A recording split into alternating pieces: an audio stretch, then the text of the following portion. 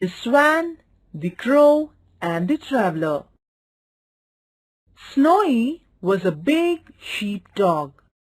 He used to take care of the sheep.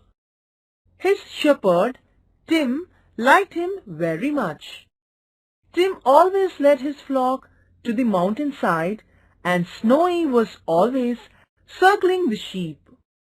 Tim often told stories to Snowy and his flock in the evening. Sometimes Tim used to leave the sheep in Snowy's care and go to town. There was a bad wolf in the forest.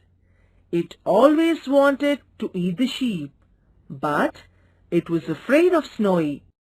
He wanted to make friends with Snowy so that he can steal the sheep and eat them.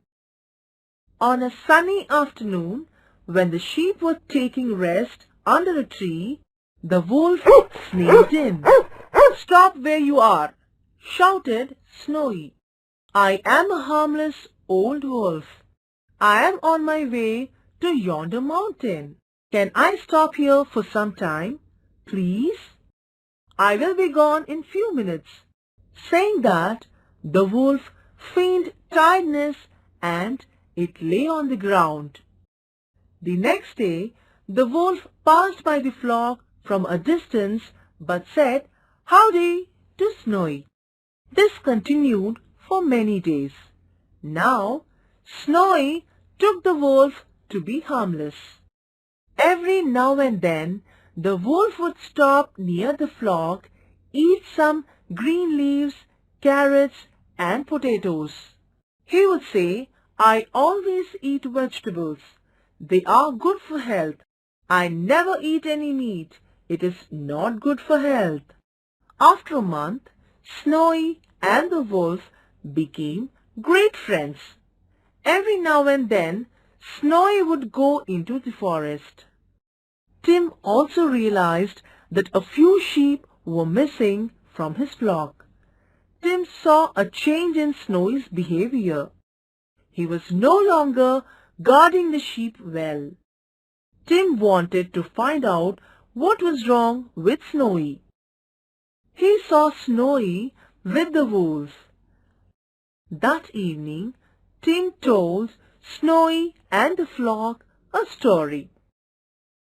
Long ago in a forest, a swan and a raven lived on a tree. On a midsummer afternoon, a traveler was passing through the forest. It was so hot. He wanted to sit under the tree for some time. The swan saw the traveler's plight. It stood between him and the sun and spread its wings. The traveler slowly slipped into a deep sleep. He did not know that he was being sheltered by the swan. The raven was jealous of the swan's kindness. It wanted to disturb the man. He flew on the man and let its droppings fall on him. The traveler woke up and he saw the droppings. He looked up and he saw the swan with its wings spread. He thought that the droppings were of the swan. He took his bow and arrow.